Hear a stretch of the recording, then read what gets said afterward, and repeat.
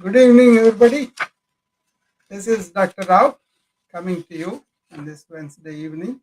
Uh, I promised everybody a talk on mind management, especially the LinkedIn Live. I was able to start on the Clubhouse also. I'm having some problems with the Wisdom app.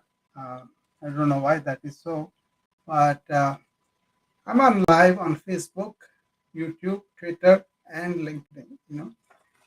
See, I have been talking about this ancient uh, treasures that were there for them were minimal compared to what we have in modern society, and I want to show some of the hacks from ancient wisdom for the stresses of our modern life. You know.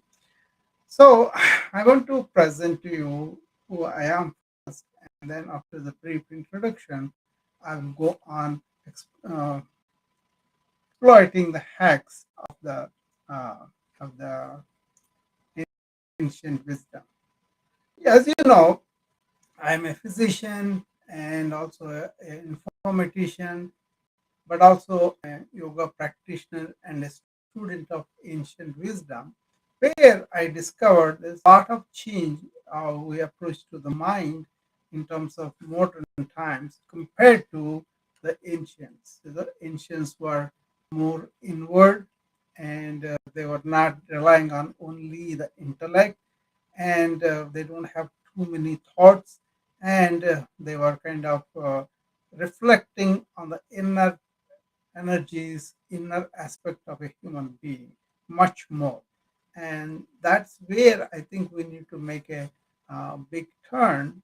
Um, See, as a matter of fact, I was watching the evening news at 5 o'clock this afternoon, and there was a story on mental health uh, issues in children. It seems they have grown up more than 50% during the COVID from what they were. The suicidal rate and the mental illness as a whole, the incidence of it has grown 50% more. And we don't have enough child psychiatrists in United States to really service all these young people, right? So we were kind of always um, shortchanging ourselves by not being able to get enough mental care workers for accommodating all these new patients that were accumulated, right? So I was always fascinated by how the ancients concentrate on the positive psychology aspect even before um, current trend in the positive psychology. They were not really treating only the badly mentally ill patients, but they were trying to revamp the positive psychological forces that everybody has, and they were giving a lot of importance, and it was blended in life.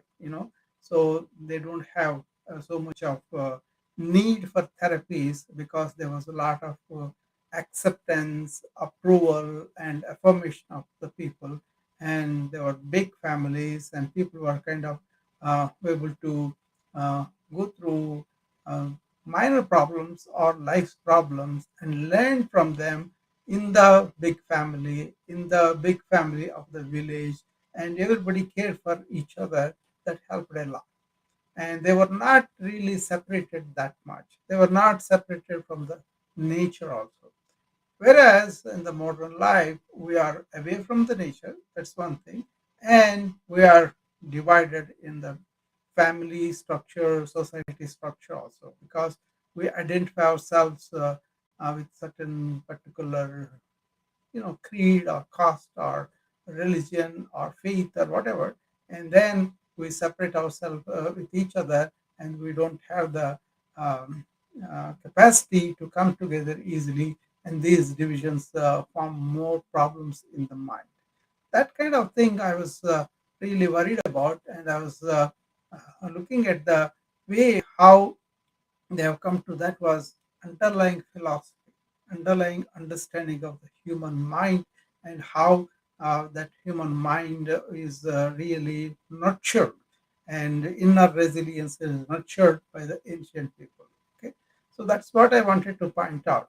They were using the intellect only for the things that was needed, but then they kind of turned inward and touched their intuition and found resources that were really not allowing any of the mental problems to uh, break through. You know? So whereas the modern life, you have no idea of the intuition, but you are all intellect, all external, always trying to get something outside to be happy. Whereas the ancients turned inward, found their contentment, found their happiness and peace within. And there was a way to do that. You know, there are so many systems out there. You don't have to necessarily embrace a religion, but you can really understand their processes, their practices, and adopt from them. For example, if you get up in the morning, you don't have to jump into the so much of information right away. Time to center yourself and then deal with the data. You know, instead of worrying or anxiously feeling something all the time, you can really make your thought your servant, and you can use it when you need it. Otherwise, you have to learn how to really not to involve too much of thinking all the time. You know, that's not such a big difficult task. People can really understand that. Okay, so those kind of things. You know, so I really want you to really look at ancient systems, ancient wisdom, and see what they are trying to do, how they are so harmonious with the nature, how they are so harmonious with the rest of the animal kingdom or plants or all the aspects of the earth, and also they're harmonious within the human tribe. And maybe their world is limited to a village, but within that they have very harmonious relationship, so where they nurtured each other, you know, and there were a lot of love and affection among the family members, so the family members could really um, support each other that way, you know. So many values are there, and so many simple things in life, in lifestyle, that were not producing any stress for them. And if somebody did not achieve, but they have certain skill, that was encouraged and that was allowed to bloom. A handicraft person is very happy to do the handicraft like his dad, and then he had a occupation by the time he's a teenager, and he doesn't have to study so many things, you know. And also the technology, is it really threatening the existence? Is it really helping us? We have to look at it, but use the technology with control, but don't give the control to the technology, you know. Now the technology is producing this information overload, which is really a big problem for us, right? We think too much.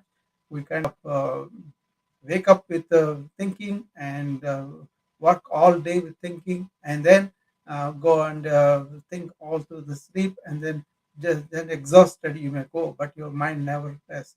So that kind of leads to a lot of anxiety, lot of nervousness, fidgetiness, or impulsiveness, or angry. All these things are going on, and we are seeing it in the society.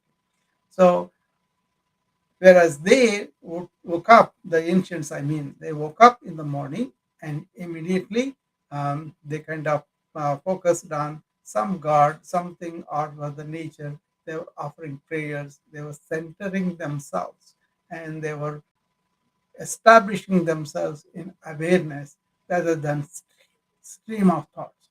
That kind of thing really allowed these people to be centered in themselves, and then pursue their activity with a reverence, as though they are doing a worship to the work, and then they have taken it like a work as worship, and were able to really have joyous fulfillment out of the job itself. It's not like a boredom, it's not like a burnout or stressed out, none of that. Okay.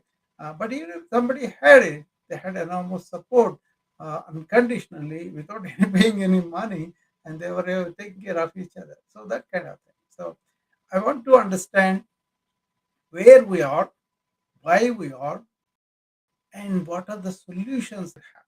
So I'm going to do this like a few days so that people can really understand what I'm talking about and have a chance to examine these facts and then come and discuss with me.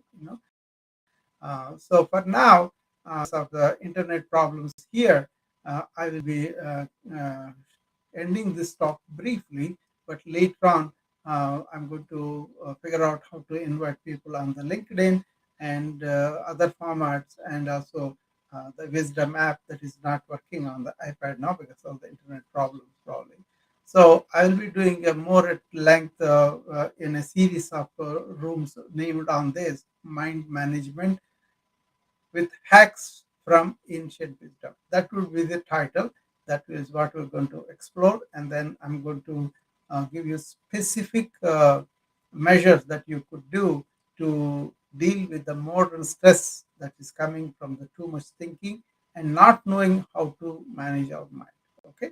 So for now, I'm going to take leave. I'll be coming back again and then presenting my viewpoints, my lessons, my understandings of the ancient wisdom, and then we'll go from there. Thank you. I'll be seeing you again.